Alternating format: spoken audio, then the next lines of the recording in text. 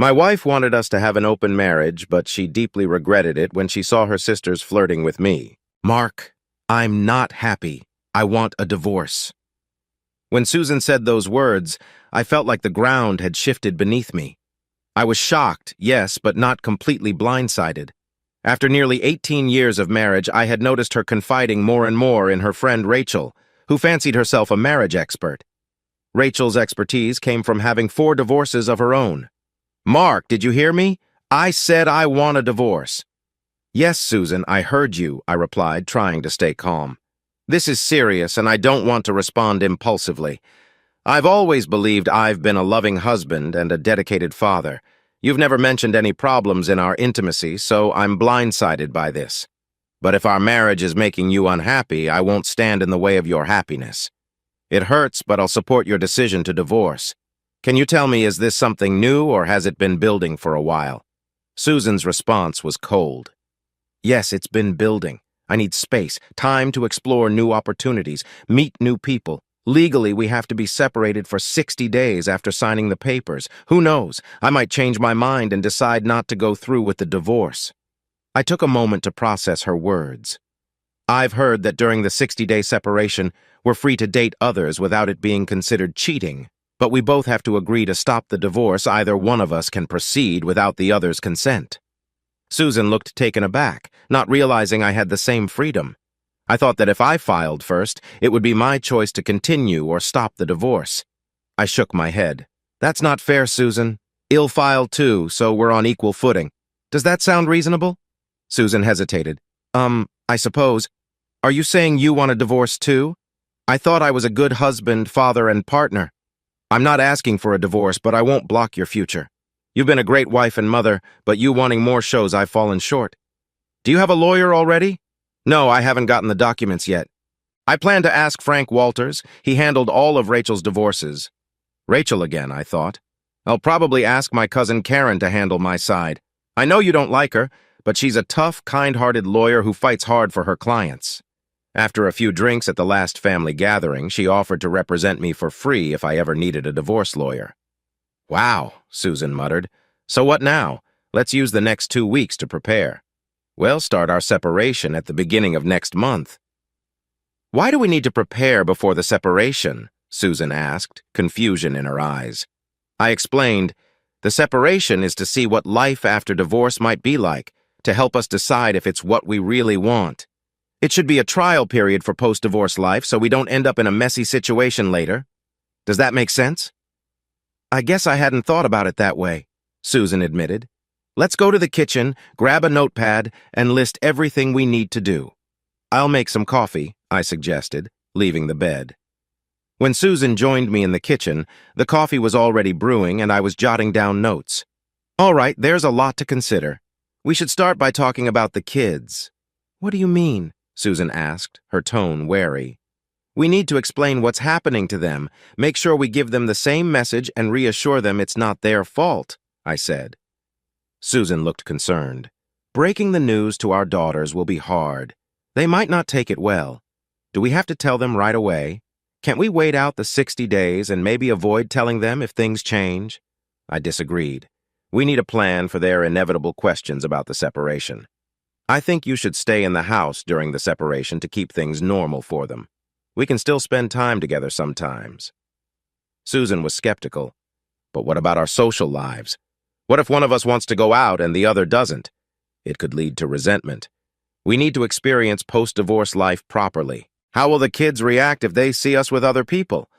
We'll need to tell our extended family and friends, too, to avoid any misunderstandings or rumors about infidelity. It's crucial to be consistent in our message and show our love for them, I insisted. Professional counseling might help, but I believe our daughters are strong enough to adapt. I tried to lighten the mood. Who knows, they might gain more grandparents from our new partners, which means more gifts for special occasions. But we'll have to coordinate events like birthdays and holidays carefully. Susan sighed, still looking doubtful but resigned. All right, let's start planning. I pointed out to Susan the importance of keeping our new relationships discreet. I suggested that if either of us started seeing someone else, It would be more appropriate to meet them elsewhere rather than bringing them home while the other parent was around the kids. We then talked about the financial implications of maintaining two separate households, acknowledging that our expenses would increase significantly. I explained that we'd both need to adjust to managing and covering all our expenses independently. I mentioned that we'd have to divide our joint assets evenly, which would mean closing joint accounts and setting up child support arrangements. "Understood," Susan said, looking stunned. "There's so much to address before the first day of separation." "I'll look into renting an apartment closer to my workplace," I continued.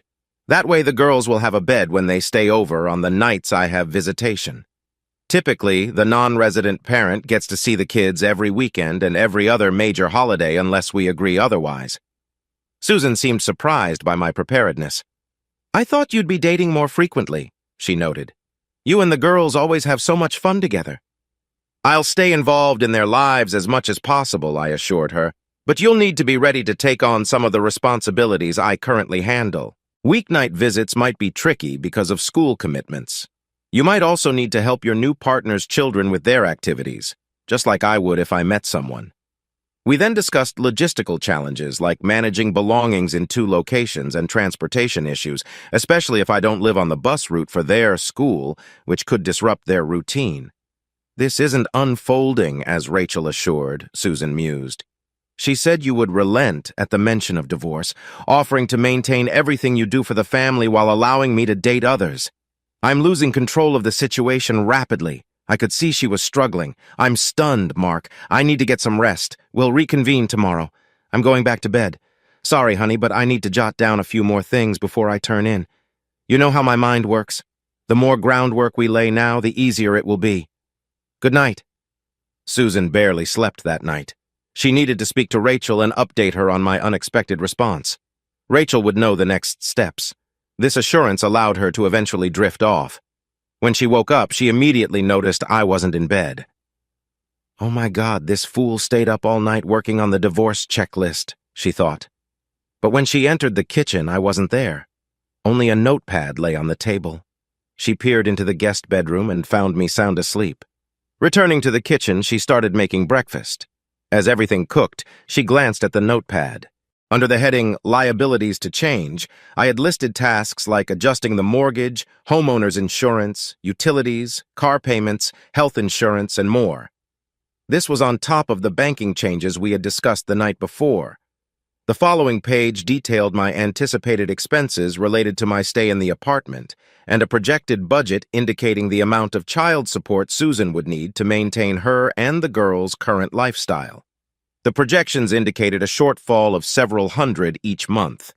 I had also outlined strategies to cut costs, like giving up my frequent visits to diners and coffee shops, a prospect that seemed to amuse her. She added her own expenses to the list, such as her gym membership, participation in a women's group, and dining out more than once a week. I even included some of the children's expenses, detailing fees for extracurricular activities, uniforms, and other essentials.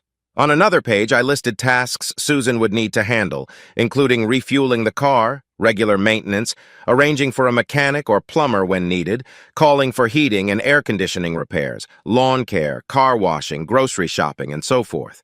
She set the notepad aside, frustrated. Why isn't Mark behaving as he should and giving me what I want? I need to call Rachel before Mark wakes up. Susan dialed Rachel, keeping her voice low. "Hello, Rachel. It's Susan. We have to keep our voices down because Mark is sleeping nearby. How did it go last night?" Rachel's voice conveyed excitement, anticipating a positive update. Instead of asking how he could improve to prevent me from divorcing him, he agreed to the divorce and started listing all the tasks he'd currently handle that I'd have to take on. Mark intends to rent an apartment and only take care of the girls on weekends. He insists we truly separate and behave as if we're divorced to decide if we want to proceed after 60 days. He doesn't seem genuinely frightened by the prospect of divorce. "What should I do?" "Listen, foolish girl," Rachel snapped. "He's trying to manipulate you. He's bluffing. There's no way he'll actually sign any papers. It's a shame he feels the need to enumerate all the small things he does to make you feel more dependent on him than he is on you. Remember, you control the kids and what happens between your legs. Those are the two things that will keep him in line. It's all talk on his part." Don't worry, before long, you and Brian will be enjoying each other, and you'll still have a husband and a home. I hope you're correct, and Brian is worth the trouble. Well, Mark hasn't taken any action yet. I'll remain resolute until I see his next move. Thank you, Rachel. He's getting up. I have to go. Hey, Mark, would you like some coffee? Susan asked nervously as I shuffled over to the coffee pot. I mentioned that drinking coffee late at night wasn't wise. I hardly slept last night. Why didn't you join me in bed? Well, I went for a walk, but I didn't trust myself, I admitted. What do you mean, sweetheart? She asked, confused. I saw you sleeping undressed, and I became quite aroused. You're still the most beautiful woman I know, but I'm hesitant. I fear that if we were to make love, it would only be out of pity to alleviate my pain over the divorce proposal. I wasn't sure I could resist. Darling, we're still married. I belong to you and no one else, at least until we separate. Can't we act like husband and wife until then? I'm afraid not. I'm more convinced than ever that we need to start acting like we're separated immediately, even though the official split won't start until the 1st of the month. When you said you were unhappy, it essentially began then. It'll be difficult for me, but I genuinely want to see you happy, even if I no longer play a significant role in your life. Susan tried to reassure me. Our separation doesn't necessarily mean we have to pursue a divorce. Just relax and give me some time to discover myself. I'm confident we can remain married and maybe even strengthen our bond. I expressed my doubt. I'll take the day off to handle the division of our affairs. David will oversee the maintenance crews today. We need to sort out our finances and accounts as soon as possible. Don't be late for work. He'll prepare breakfast for the children and take them to school. Later at the office, Michael, a charming colleague, came by to flirt with Susan. She felt anxious, but agreed to discuss enjoying music together at a later time. Her thoughts shifted from our separation to memories of her carnal moments with Michael in the elevator. When Susan returned home from work, she noticed signs that I had been there during the day. This sight brought her some relief, and she felt emotionally prepared to confront the financial matters we had discussed. It seemed like she was thinking, I have 60 days to explore while remaining married, and then I'll try to figure out how to engage in a relationship with Michael without getting caught. Sitting at the kitchen table, she reviewed her notebook once more. I had added a few more items to the list. She also noticed a new list titled Possible Women to Date. It consisted of 2 columns, women who had already expressed interest and women I'd like to know if they are interested. The names in the first column startled her, especially when she saw her sister Laura's name. Susan immediately dialed Laura's number. "Hello, Laura, how are you? How dare you attempt to steal my husband?" Susan yelled. "Hey, slow down, girl. What's this about?" Laura asked, confused. Mark made a list of women who told him they wanted to date him, and your name is on it. I'm not sure about the list, but I once mentioned to him after I had a bit too much to drink that if he ever wised up and left your foolish, unappreciative self, I'd be interested in taking your place. Wait, what's happening? Is Mark presenting you a list of women interested in him? Are you implying there's trouble in paradise? Did you catch him, or did he catch you with someone else? That's beside the point. I simply informed him that I needed some space, some time to myself to explore new relationships. Yeah, you're looking for something on the side. Who is it? Or are there multiple? Laura cut her off. No, I haven't been involved with anyone yet. Mark and I are just going through the 60-day separation, and then we'll decide if we want to remain married or not. All right, Laura said, her tone accusatory. You're obviously looking for someone specific, and if you want to be carnal with Mark, there's nothing you can do about it. I'll be pursuing Mark myself once you're legally separated. He deserves better. Susan defended her decision. It was my initiative to separate, even though I praised him as a husband and provider. Laura criticized her actions. You're foolish and naive. Mark is a great provider, husband, father, and lover. Notify me as soon as you're free from the marriage. Laura ended the call. Susan tried to settle her nerves, but it didn't help. She glanced at the list of women again. Lauren, Mark's secretary, was on the list, a stunningly beautiful single mother nearly 15 years younger than him. The thought of her husband dating someone so young was unsettling. There were 2 other women, one of whom was married, as denoted by the M next to her name. The remaining names belonged to women who worked alongside Mark, some of whom Susan recognized from their local area. Despite holding a degree in psychology, Mark had worked as a laborer during college and maintained his affinity for the trade, growing his business to encompass 3 teams. Susan suspected he was evaluating these women's plumbing skills, as well as the state of their hearts. The three unnamed women on the list were simply labeled as waitress at diner, barista at coffee shop, and clerk at supermarket. She wondered how many other women found him as appealing as Laura did. She hadn't anticipated him dating while they were apart, but now she pondered if he already had someone else in mind. Mark entered the house and noticed Susan flipping through the notebook. He had a hunch about the upcoming conversation. "Looks like you wasted no time finding a replacement for me, huh?" "My own sister, of all people." "How could you?" Susan retorted.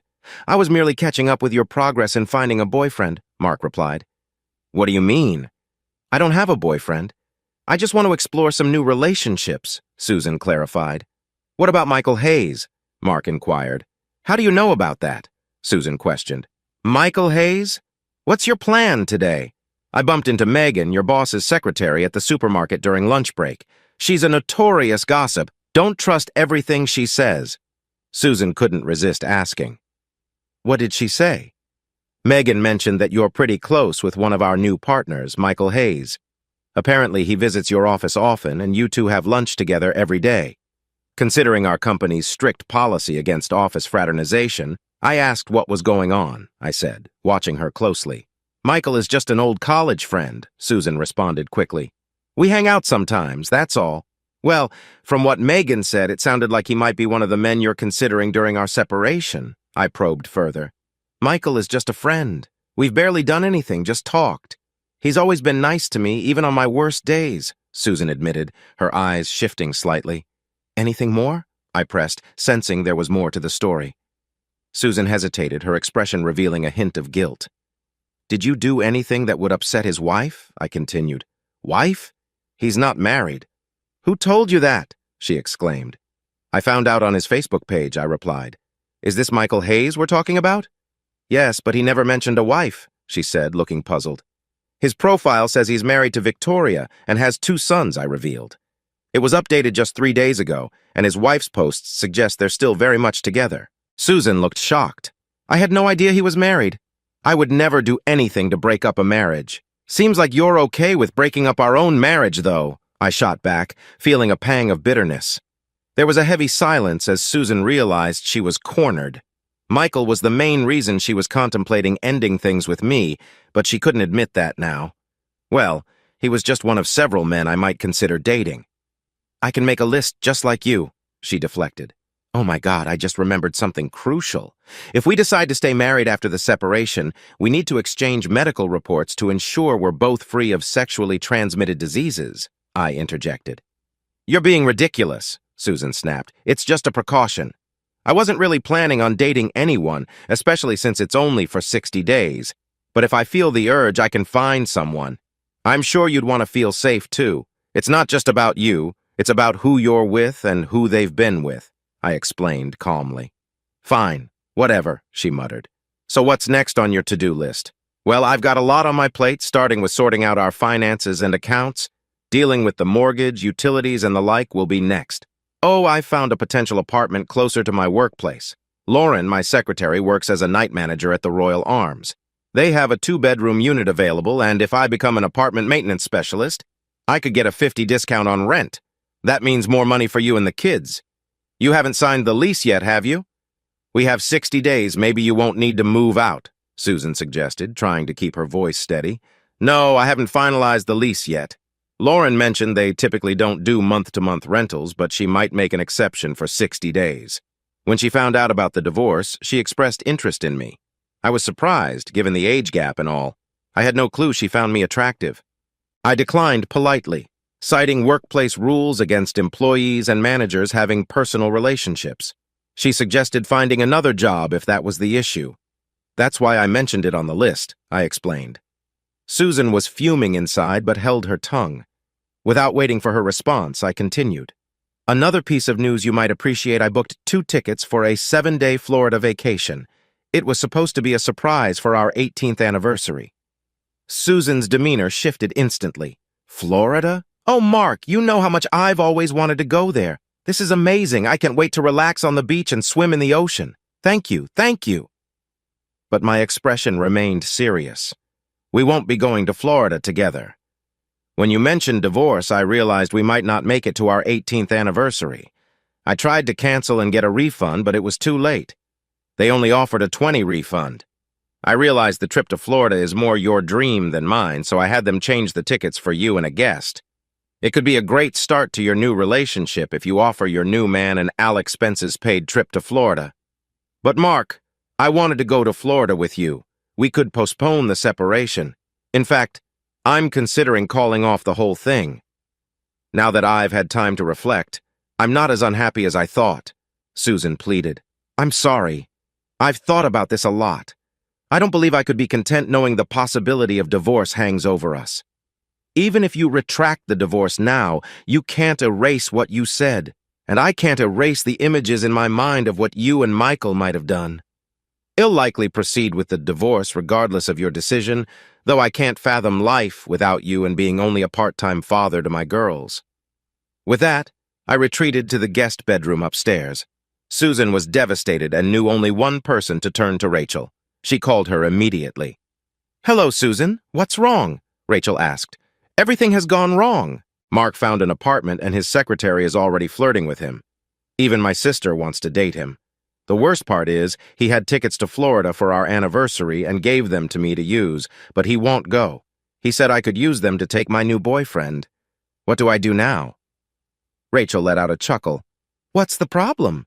You and Michael can have a blast in the sun, fun adventure, and some amazing lovemaking." "No, I found out Michael is married and his wife and kids are moving here soon.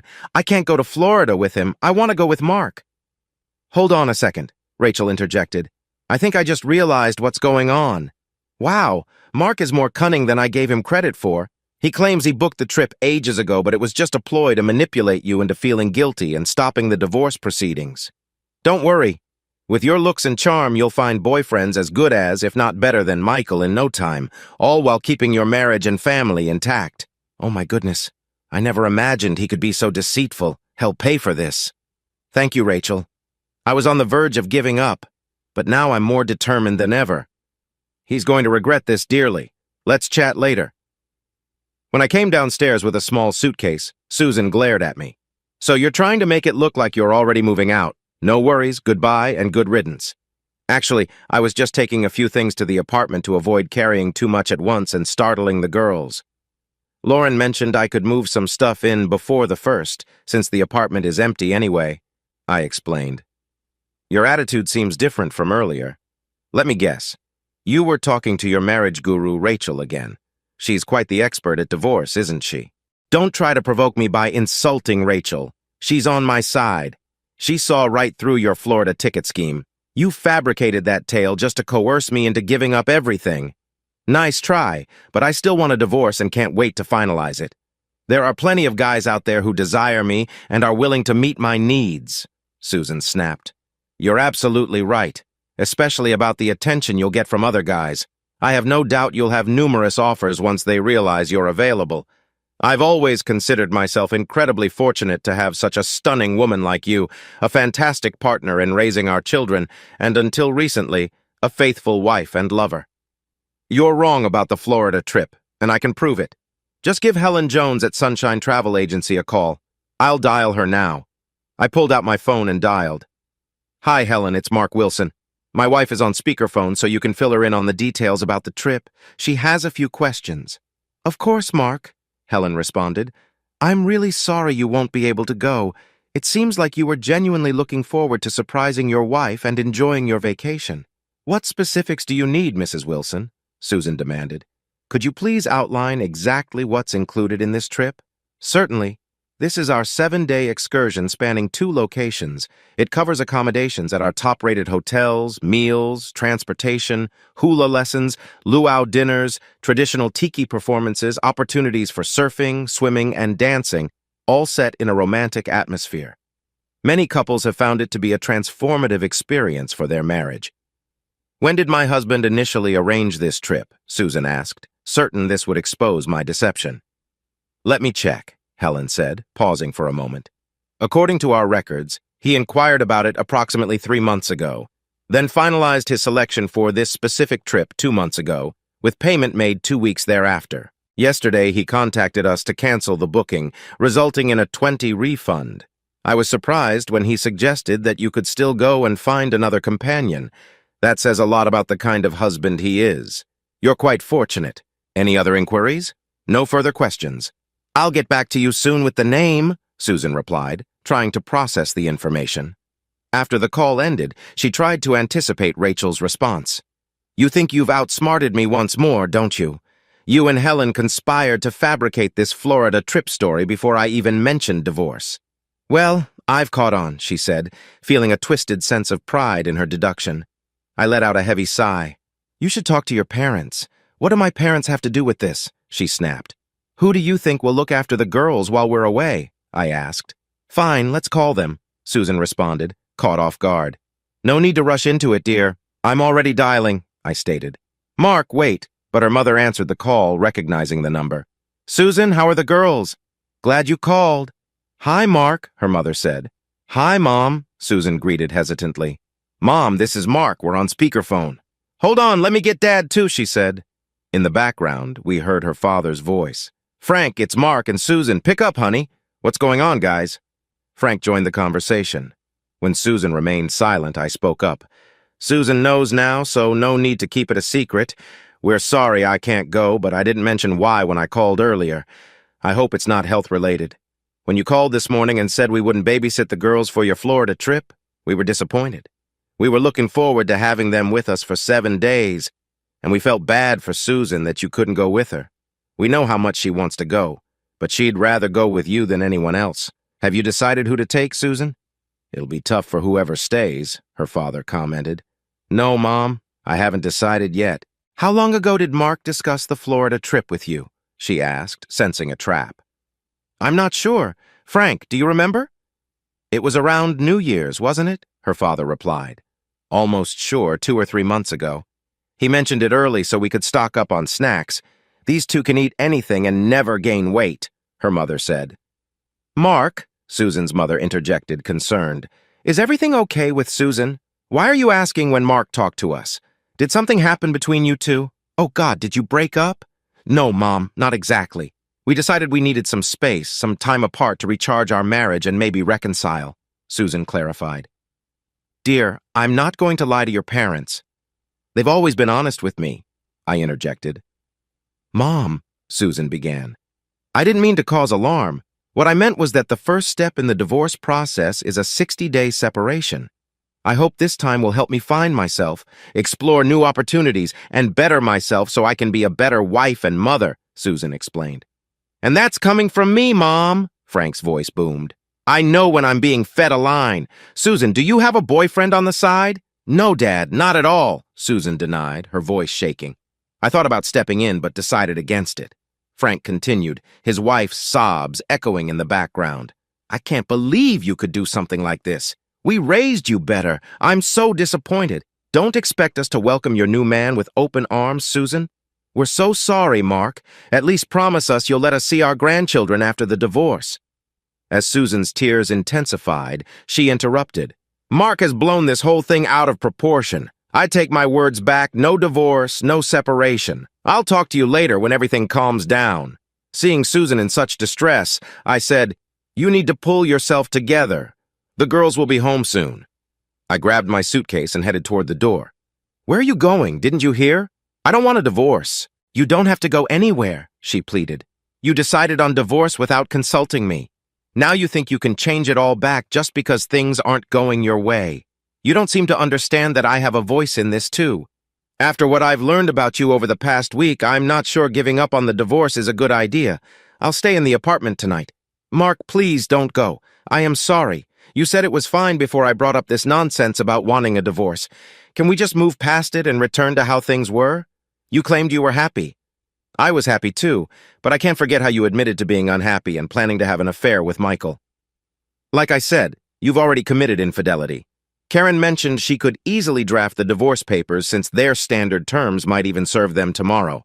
I won't sign them, Susan retorted sharply. That doesn't matter. All Karen needs to do is ensure you're officially served. She might do it at your workplace, perhaps even in front of Michael. We could claim alienation of affection. I could even involve your boss for violating company policy, but that's too far. I need you to be able to care for the girls after the divorce. I know. I'll speak to Michael's wife. That should suffice for payback. Why are you so harsh? I love you, and you love me. Is there anything I can do to make things right? You said divorce would be tough on both of us.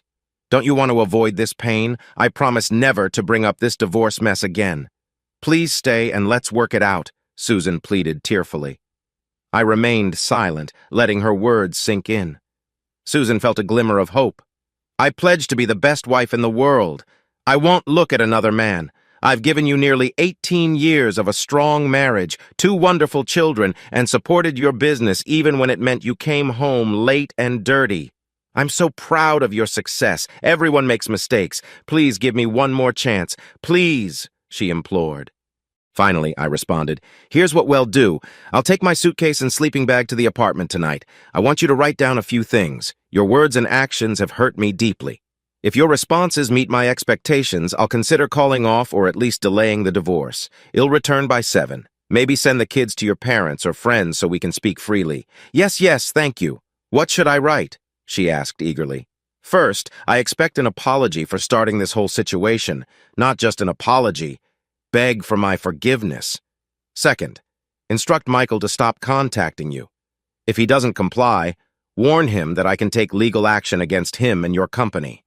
Third, list all the reasons why I should consider staying married to you. Finally, call Rachel and tell her you never want to speak to her again.